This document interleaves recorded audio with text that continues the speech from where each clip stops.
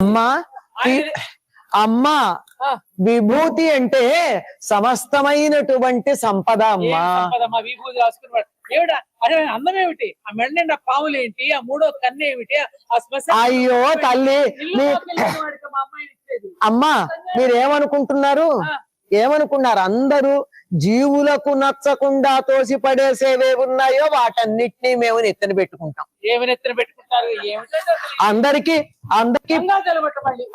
కాదమ్మా, భయం కలిగించేవి కూడా మా దగ్గరికి వస్తే అభయమే తెలుసా?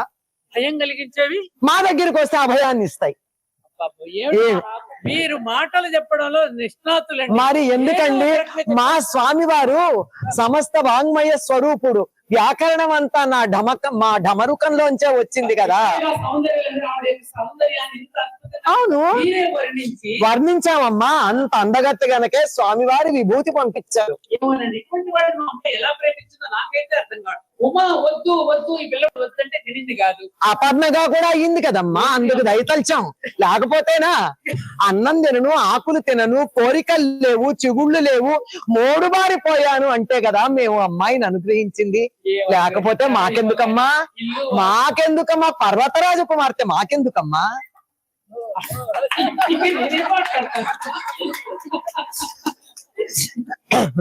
పర్వతరాజ కుమార్తె చల్లగా ఉంటుంది, మంచుకొండ గనక.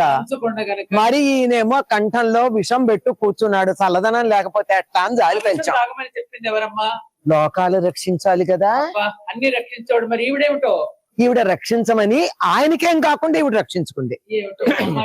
విషం తాగిన తర్వాత కూడా ఏమంది? తవ తాటంక మహిమ అని చెప్పాను.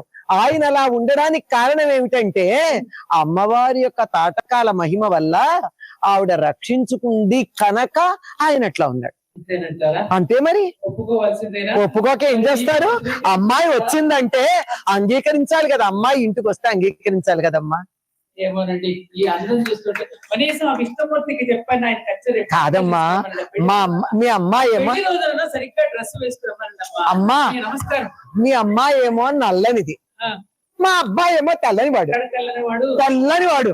మా తెల్లని అబ్బాయికి మీ నల్లని అమ్మాయిని చేసుకోవడమే చాలా గొప్ప. అంతే కదా.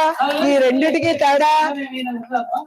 నలుపు నాణ్యమే, కానీ ఆ నాణ్యం ఎప్పుడు తెలుస్తుంది? తెలుపు పక్కన ఉంటే కదా నలుపు యొక్క నాణ్యం తెలిసేది. శ్రీమాత్రే నమః.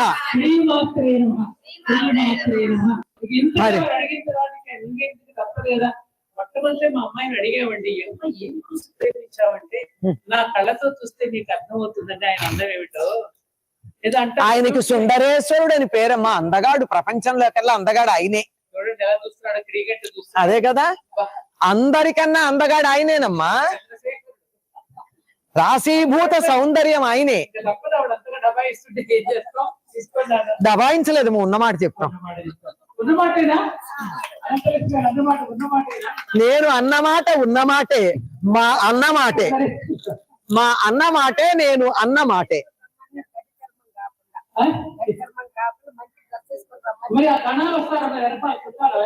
అమ్మా పెళ్లికి చాలా అందంగానే వస్తాడు. అత్తగారు ఏం పంపిస్తే అవి కట్టుకొస్తాడు.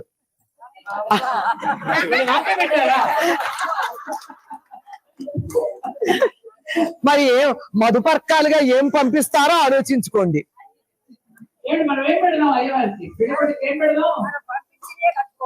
అలాగే అంతే. మీరే మళ్ళీ తర్వాత మాట అనకూడదు. మీరేం పంపిస్తే అది కట్టుకుంటాడు.